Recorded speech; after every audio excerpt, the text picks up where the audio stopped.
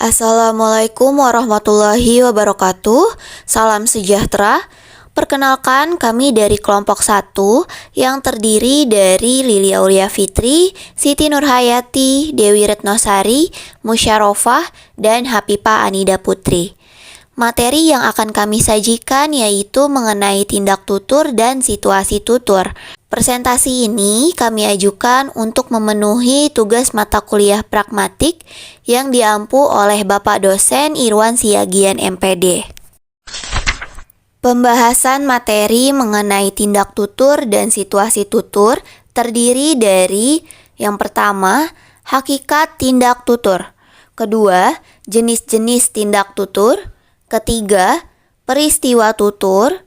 Keempat, aspek-aspek situasi tutur. Dan kelima, perbedaan analisis linguistik dan analisis pragmatik. Hakikat tindak tutur. Menurut HR dan Agustina, tahun 2010 halaman 50 berpendapat bahwa tindak tutur adalah gejala individual yang bersifat psikologis dan keberlangsungannya ditentukan oleh kemampuan bahasa penutur dalam menghadapi situasi tertentu. Berdasarkan pendapat tersebut, tindak tutur lebih menitik beratkan pada makna atau arti tindakan dalam suatu tuturan. Tindak tutur dapat berwujud suatu pertanyaan, perintah maupun pernyataan. Berarti bahwa satu maksud tuturan perlu dipertimbangkan berbagai kemungkinan tindak tutur sesuai dengan posisi penutur, situasi tutur, dan kemungkinan struktur yang ada dalam bahasa.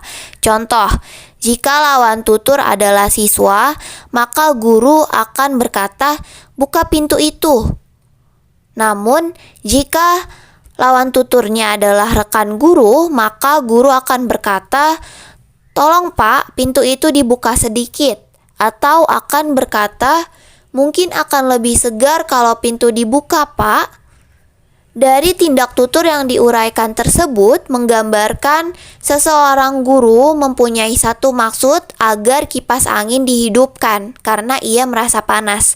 Namun, disampaikan dalam berbagai tuturan sesuai dengan posisi penutur dan situasi tuturannya.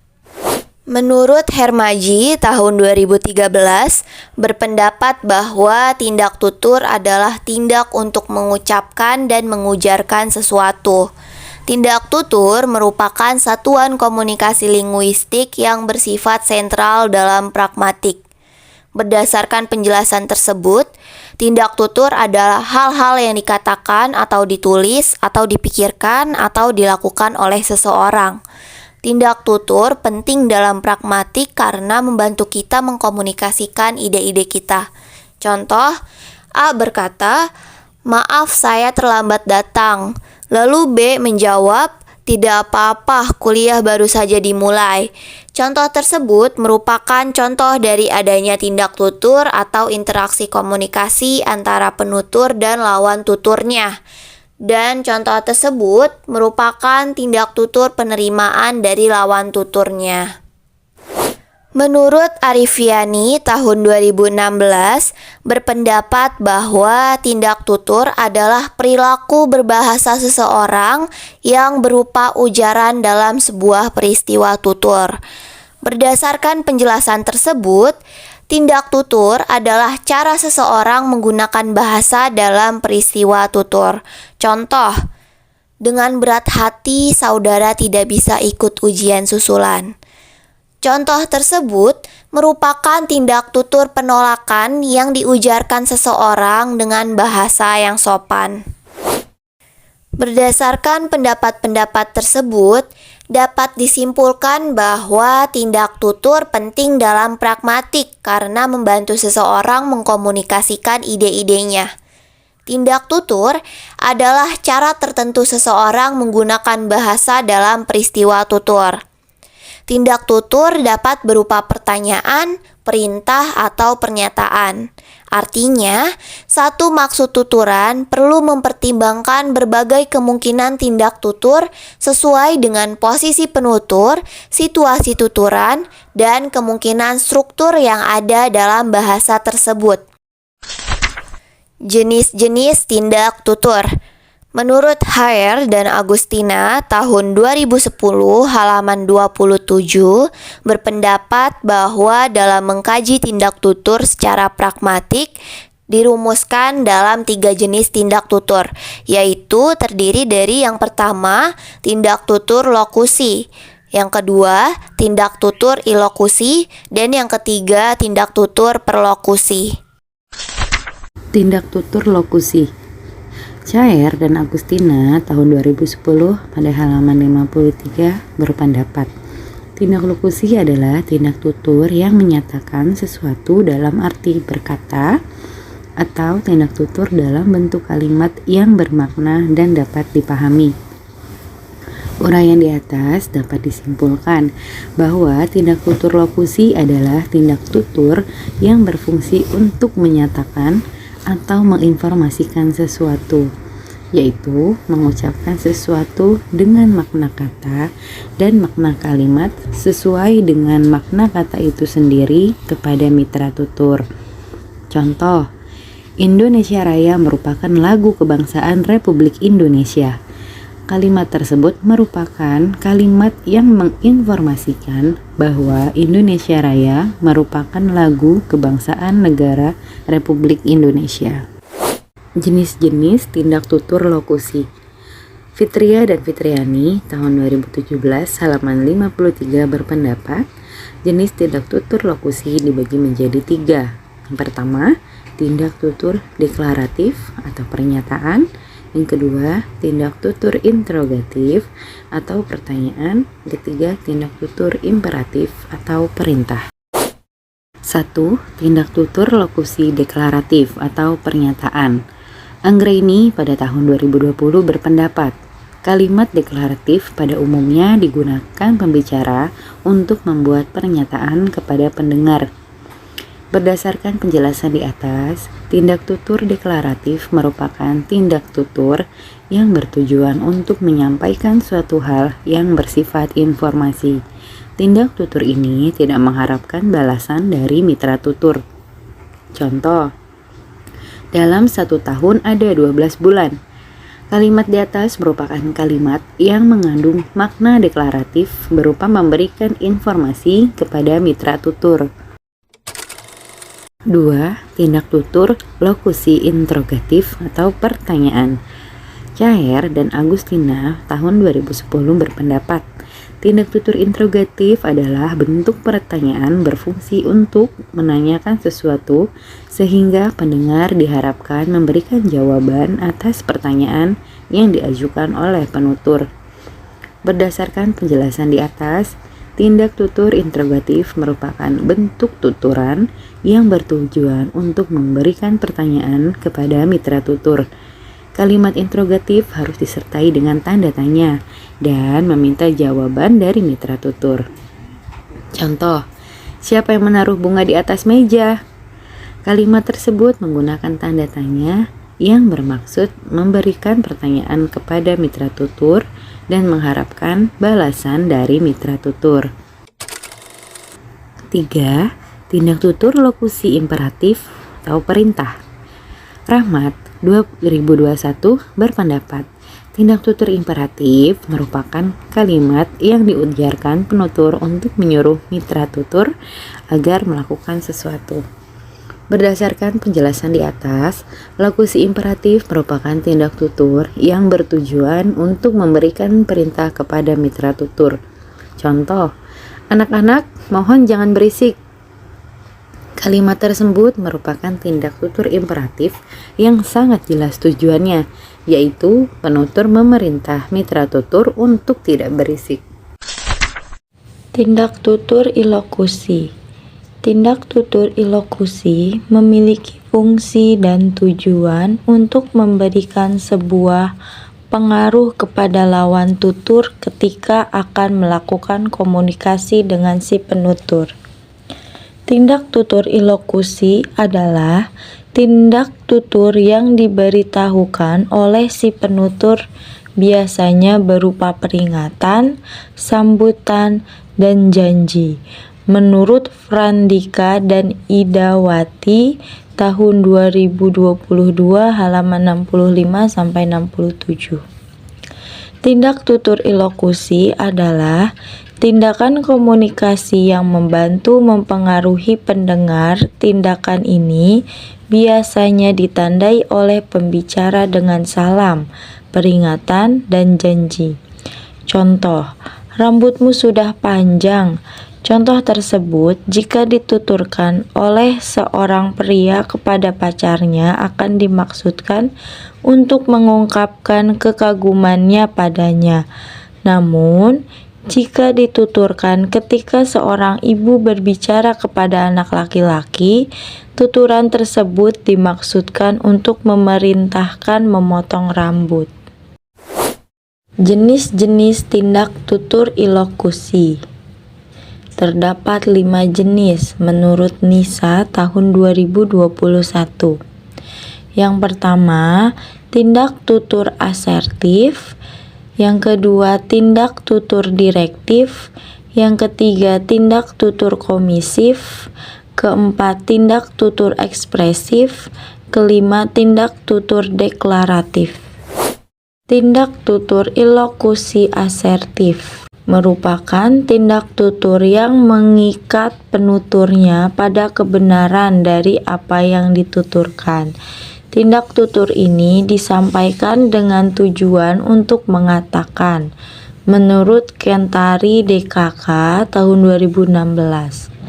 Dari penjelasan tersebut, tindak tutur ilokusi asertif adalah tindak tutur untuk menunjukkan bahwa seseorang percaya dengan apa yang dikatakannya itu benar. Tindak tutur ini disampaikan dengan tujuan memperjelas maksud. Contoh, guru bahasa Indonesia kelas 1C itu bernama Ibu Putri. Kalimat di atas menunjukkan kalimat yang memperjelas suatu kebenaran. Tindak tutur ilokusi direktif merupakan jenis tindak tutur yang dimaksudkan penutur untuk membuat pengaruh agar mitra tutur melakukan tindakan, misalnya memesan, memerintah, memohon, dan menasihati. Menurut Putrayasa tahun 2014 halaman 86. Berdasarkan penjelasan di atas, tindak tutur ilokusi direktif adalah tindak tutur yang bertujuan untuk mempengaruhi pendengar. Contoh, tolong buang sampah itu. Kalimat atas menunjukkan kalimat yang dapat mempengaruhi seseorang untuk membuang sampah. Tindak tutur ilokusi komisif, yaitu tindak yang menuntut penuturnya berkomitmen melakukan sesuatu di masa depan. Misalnya, berjanji, menolak, mengancam, dan menjamin. Menurut Saifuddin 2019 halaman 8. Berdasarkan penjelasan di atas, tindak tutur ilokusi komisif digunakan untuk memberitahu orang lain apa yang akan atau tidak akan mereka lakukan di masa depan. Contoh, pokoknya saya mau pergi ke taman hari ini. Jika tidak, saya akan marah besar. Kalimat di atas menunjukkan kalimat mengancam, karena jika tidak ke taman, dia akan marah. Tindak tutur ilokusi ekspresif, yaitu jenis-jenis tindak tutur yang menyatakan apa yang dirasakan penutur. Dapat dikatakan bahwa ekspresif adalah ungkapan yang ditunjukkan penutur kepada mitra tutur atas apa yang sedang dirasakannya. Menurut Yule 2017 halaman 72. Berdasarkan penjelasan di atas, tindak tutur ilokusi ekspresif adalah tindak tuturan yang menunjukkan apa yang dirasakan pembicara.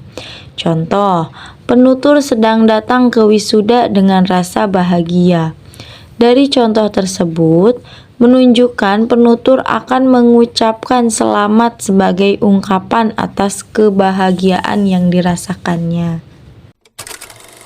Tindak tutur ilokusi deklaratif adalah ilokusi yang digunakan untuk memastikan kesesuaian antara isi proposisi dengan kenyataan. Misalnya, mengesahkan, memutuskan, membatalkan, melarang, mengizinkan, mengabulkan, mengangkat. Menurut Kentari DKK tahun 2016.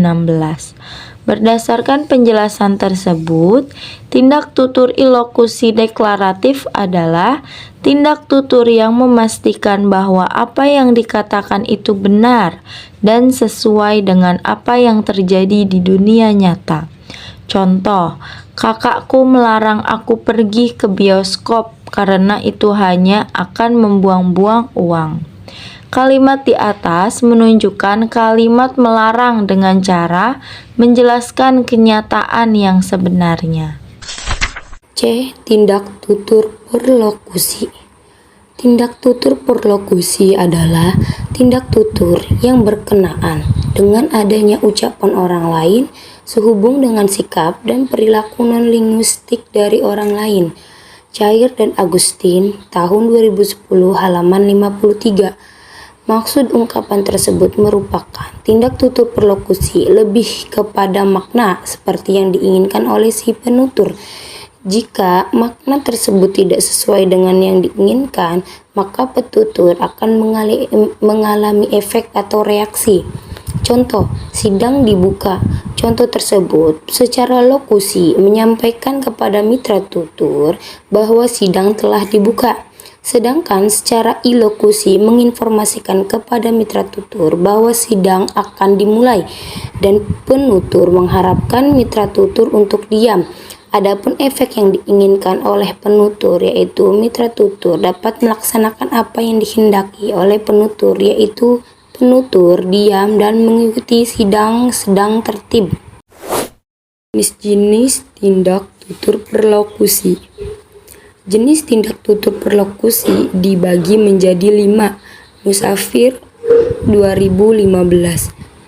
1. Tindak tutur representatif. 2. Tindak tutur komisif. 3. Tindak tutur ekspresif. 4. Tindak tutur direktif. 5. Tindak tutur deklarasi. 1. Tindak tutur perlokusi representatif. Tindak tutur perlokusi representatif adalah tindak tutur yang mengharuskan si pembaca untuk menyatakan kebenaran dari sebuah proposisi. Megawati tahun 2016. Berdasarkan penjelasan tersebut, dalam tindak tutur perlokusi representatif berarti penutur mengatakan sesuatu itu benar. Contoh, Sonia, kamu menyiksa aku. Reza, maafkan aku. Kalimat tersebut merupakan kalimat perlokusi representatif karena kalimat tersebut akan menimbulkan efek bagi si pendengar dan si pendengar akan melakukan minta maaf kepada si petutur. Minta maaf adalah efek dari kalimat tersebut. 2. Tindak tutur perlokusi komisif. Tindak tutur perlokusi komisif adalah tindak tutur yang membuat si pembicara berkomitmen kepada rencana yang dibuat. Megawati tahun 2016. Berdasarkan penjelasan tersebut, tindak tutur perlokusi komisif adalah tindak tutur yang membuat penutur mau melakukan apa yang dikatakannya. Contoh, Bapak bilang, kalau saya naik kelas tanpa angka merah, maka akan dihadiahi seekor kambing. Kalimat tersebut merupakan kalimat perlokusi komisif karena akan menimbulkan efek berkomitmen dengan perjanjian. Tindak tutur perlokusi ekspresif. Ekspresif adalah tindak tutur yang mengekspresikan kepada psikolog. Megawati tahun 2016. Berdasarkan penjelasan tersebut, tindak tutur perlokusi ekspresif digunakan untuk mengkomunikasikan emosi atau perasaan. Contoh, selamat ya, kamu telah melahirkan bakal kehidupan. Kalimat tersebut merupakan kalimat perlokusi ekspresif karena akan menimbulkan efek ekspresi keadaan. 4. Tindak tutur perlokusi direktif. Tindak tutur perlokusi direktif adalah tindak tutur yang merupakan usaha atau maksud dari si pembicara agar si pendengar melakukan sesuatu. Megawati tahun 2016. Berdasarkan penjelasan tersebut, tindak tutur perlokusi direktif adalah tindak tutur yang memberitahu seseorang apa yang harus dilakukan. Tindak tutur ini sering digunakan dengan maksud membuat seseorang melakukan sesuatu. Contoh, saya kepingin membuat patung kelinci. Kalimat tersebut termasuk perlokusi direktif karena akan menimbulkan efek pendengar itu akan melakukan apa yang didengar. 5. Tindak tutur perlokusi deklarasi. Tindak tutur perlokusi deklarasi adalah tindak tutur yang mampu mempengaruhi kondisi suatu situasi atau lembaga. Megawati 2016.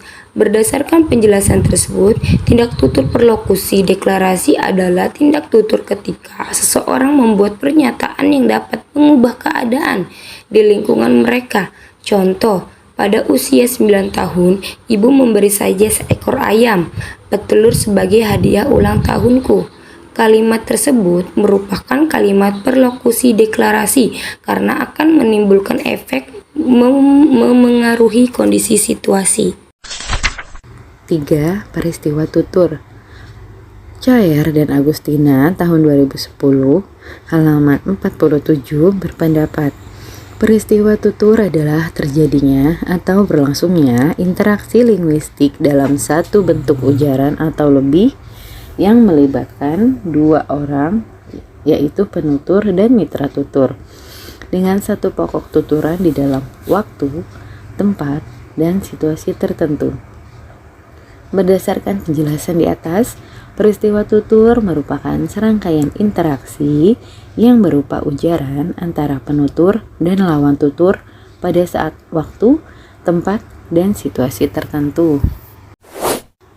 Contoh peristiwa tutur yang terjadi pada penjual dan pembeli. Penjual, permisi, ada yang bisa saya bantu, Bu? Pembeli, oh iya, saya mau beli baju olahraga, Mbak, ukuran L ya, Mbak. Penjual, baik Ibu, saya ambilkan dulu. Pembeli, harganya berapa ini, Mbak?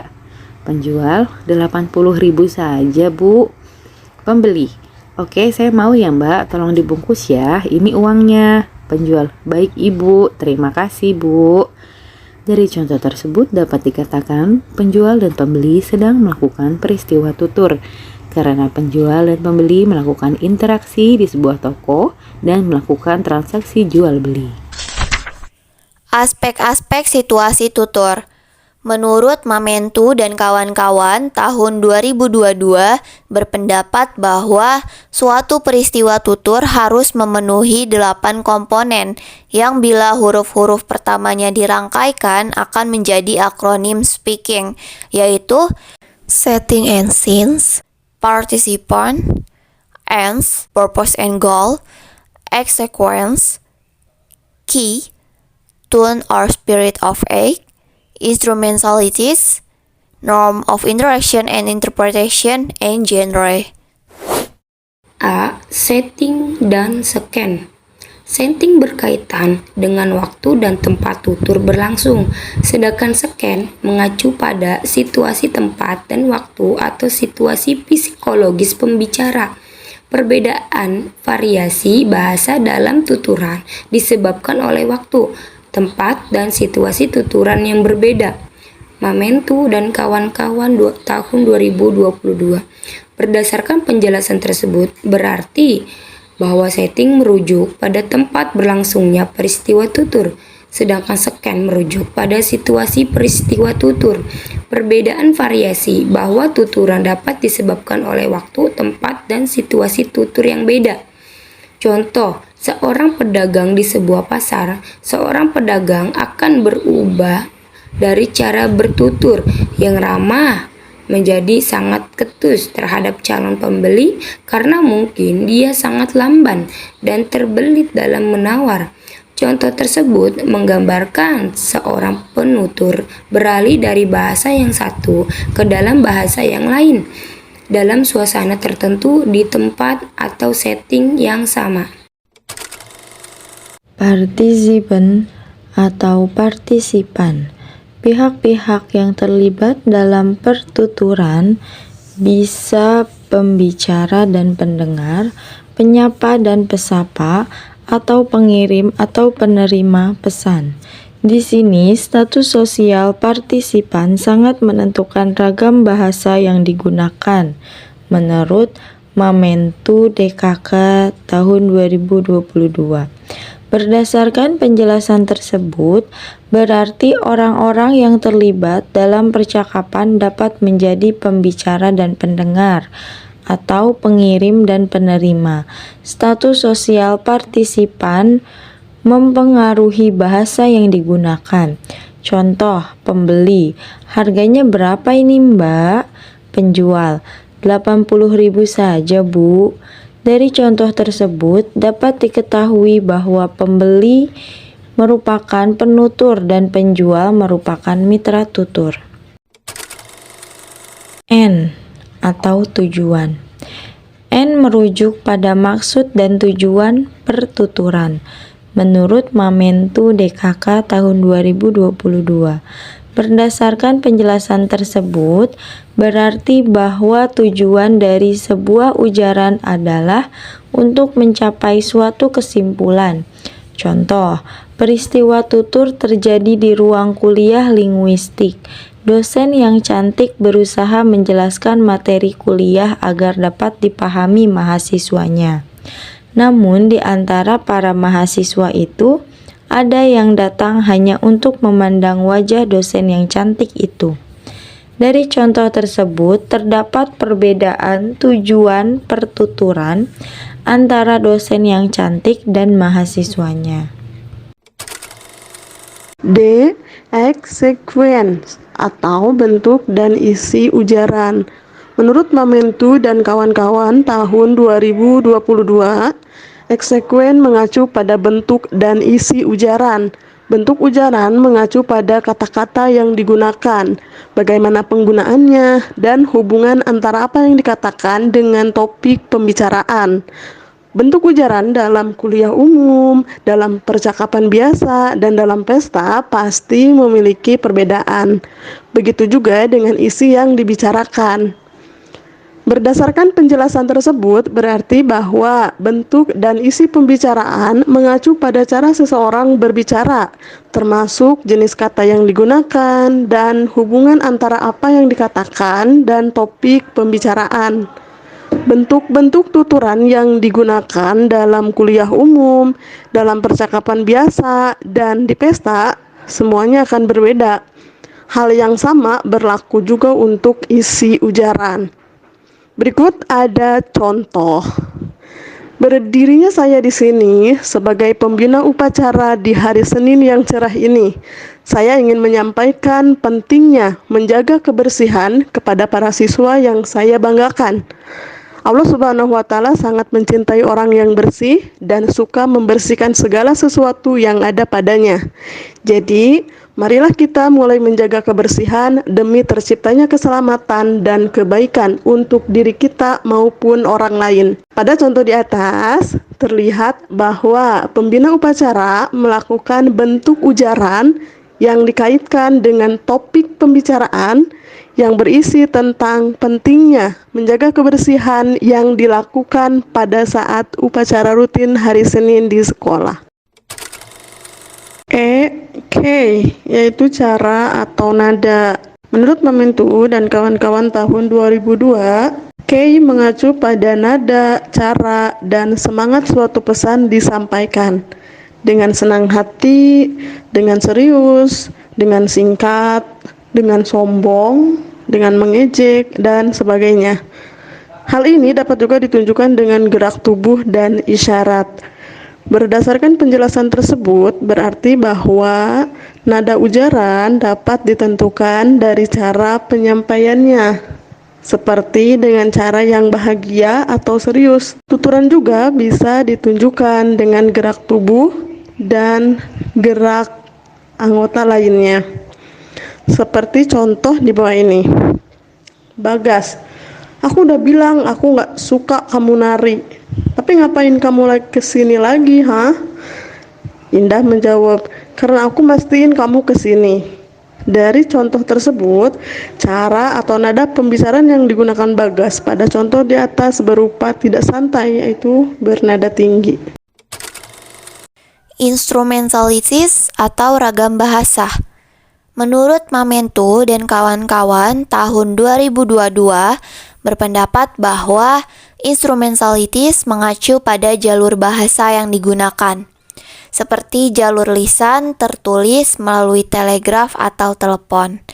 Instrumentalities juga mengacu pada kode ujaran yang digunakan, seperti bahasa, dialek, fragma, atau register.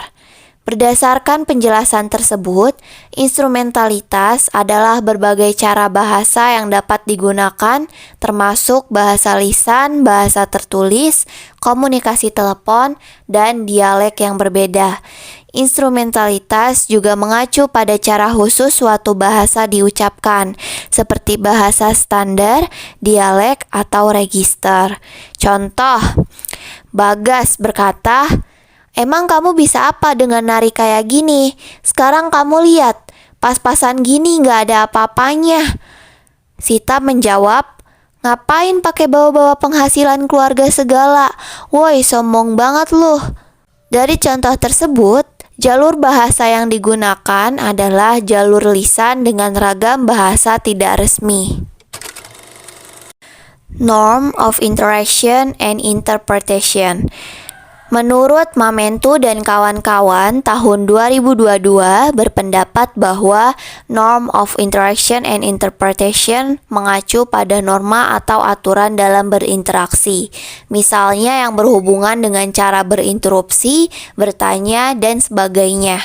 Selain itu juga mengacu pada norma penafsiran terhadap ujaran dari lawan bicara. Berdasarkan penjelasan tersebut, norma interaksi adalah cara orang biasanya berinteraksi, biasanya berkaitan dengan aturan tentang cara menginterupsi, cara mengajukan pertanyaan, dan sebagainya. Selain itu, juga mengacu pada cara orang menafsirkan ucapan lawan bicara. Contoh, ibu berkata, "Kamu dek udah makan belum?" sambil tersenyum. Dina menjawab, "Udah bu." Lalu ibu menjawab, "Makan pakai apa?" Contoh di atas menggunakan norma tutur dengan ibu menunjukkan ekspresi wajah tersenyum saat menanyakan tuturan. Hal ini merupakan cara ibu atau orang tua menanamkan kesantunan berbahasa melalui percakapan. Genre atau jenis atau bentuk penyampaian. Menurut Mamento dan kawan-kawan tahun 2022 berpendapat bahwa genre mengacu pada jenis bentuk penyampaian seperti narasi, puisi, pepatah, doa, dan sebagainya. Berdasarkan penjelasan tersebut, genre adalah cara yang berbeda untuk menceritakan sebuah cerita. Misalnya, puisi adalah jenis penyampaian yang menggunakan kata-kata berirama dan lain sebagainya. Contoh, pembeli berkata, "Harganya berapa ini mbak?" Penjual menjawab, 80.000 saja bu. Pembeli menjawab, "Oke, saya mau ya mbak, tolong dibungkus ya, ini uangnya." Genre pada contoh di atas yaitu berupa dialog antara penutur, yaitu pembeli, dan mitra tutur, yaitu penjual. 5.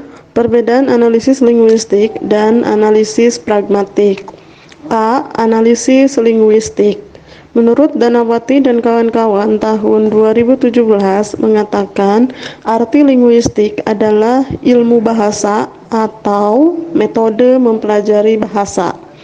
Sedangkan menurut Siminto tahun 2013 halaman 4, linguistik adalah ilmu yang mempelajari seluk-beluk bahasa atau ilmu bahasa. Sehingga dapat disimpulkan bahwa linguistik adalah ilmu yang mempelajari atau meneliti seluk-beluk bahasa secara ilmiah. Analisis linguistik dilakukan terhadap bahasa, atau lebih tepat terhadap semua tataran tingkat bahasa, yaitu mulai dari fonemik, fonetik, morfologi, sintaksis, dan semantik. B. Analisis pragmatik.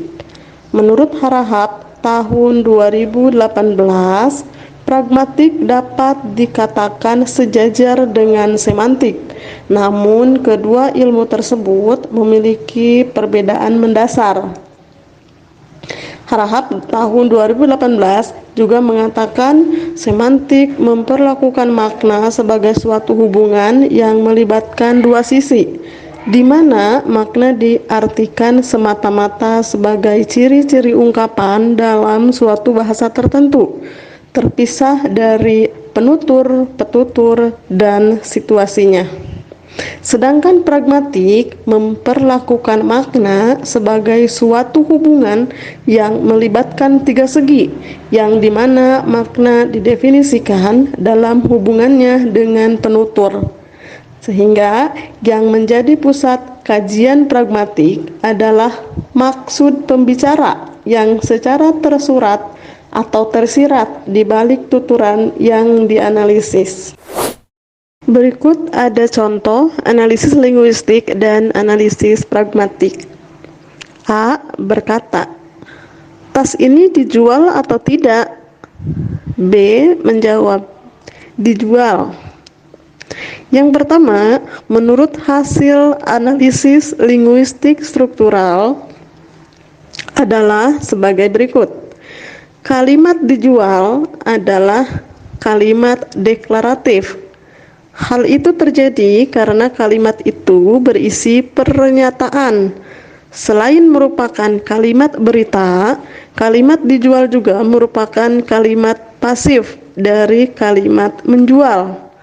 Kalimat pasif dijual terdiri atas satu bagian kalimat yang fungsi sintaksis predikat.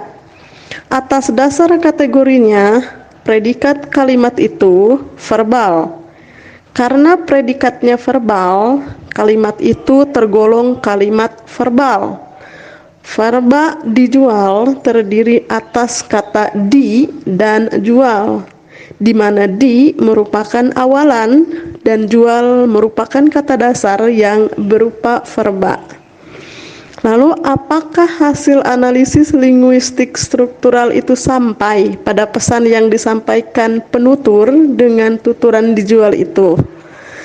Analisis yang dilakukan atas dasar bentuk-bentuk formal bahasa itulah yang dinamakan analisis linguistik struktural. Persoalan bahasa masih ada, tidak dapat diselesaikan. Belum sampai pada inti komunikasi, kaum linguistik struktural masih meninggalkan sesuatu yang ada di balik tuturan. Karena itu, hadirlah sang penuntas persoalan bahasa, yaitu kaum pragmatik yang menyelesaikan persoalan bahasa tinggalan kaum linguistik struktural. Lalu yang kedua, menurut hasil analisis pragmatik. Tujuan yang hendak dicapai dengan analisis pragmatis adalah menemukan maksud tuturan, di mana maksud itu bisa eksplisit, bisa juga implisit. Analisis pragmatis harus sampai pada proposisi yang dinyatakan maupun tidak dinyatakan secara tersurat. Dijual termasuk tindak performatif, yaitu tindakan menyatakan dengan bahasa. Tuturan dijual merupakan tuturan ilokusi karena mengandung suatu maksud. Maksud dari tuturan tersebut adalah adanya keinginan si penutur agar pembaca berminat untuk membeli. Berbeda dengan lokusi yang hanya sekedar memberitahu ataupun perlokusi yang mengharapkan dampak positif atau negatif dari tuturannya. Apakah tuturan dijual mengandung peranggapan dan perikutan ataukah tidak? Jawabannya ya, benar. Peranggapannya adalah ada barang yang dijual. ada yang menjual, dan siapapun boleh membeli. Lalu, apakah perikutannya? Tindakan membeli atau menawar itu bisa menjadi perikutannya sebagai konsekuensi perbuatan menjual. Hal itu bergantung besar kecilnya pemenuhan keinginan yang tersirat dalam tuturan itu. Jadi, tuturan dijual itu merupakan tuturan yang memiliki daya sugesti dan daya persuasi yang tinggi. Pendengar atau pembaca menjadi yakin dan berkeinginan untuk membeli tas yang dijual. Simpulan. Dalam proses komunikasi, setidak-tidaknya ada 3 komponen terkait, yakni partisipan, hal yang diinformasikan, dan alat atau bahasa. Pada komunikasi berbahasa, ada 2 gejala yang dominan, yakni tindak tutur dan peristiwa tutur. Tindak tutur sebagai tindakan yang ditampilkan penutur pada suatu percakapan, pada hakikatnya ada 3 jenis, yaitu lokusi, ilokusi, dan perlokusi. Tindak tutur lokusi adalah melakukan tindakan untuk mengatakan sesuatu. Ilokusi yaitu melakukan suatu tindakan dalam melakukan sesuatu. Perlokusi dalam melakukan suatu tindakan dengan mengatakan sesuatu. Gejala kedua dalam komunikasi berbahasa adalah peristiwa tutur, yakni gejala sosial yang melibatkan para partisipan dengan satu pokok tuturan yang berlangsung pada waktu, tempat, dan situasi tertentu. Peristiwa tutur ini ditandai dengan adanya 8 komponen speaking, antara lain waktu, tempat dan situasi, partisipan, maksud dan tujuan, bentuk dan isi ujaran, nada dan cara, ragam bahasa, norma, dan jenis bahasa penyampaian. Berikut daftar pustaka sumber materi kami yang terdiri dari 2 slide.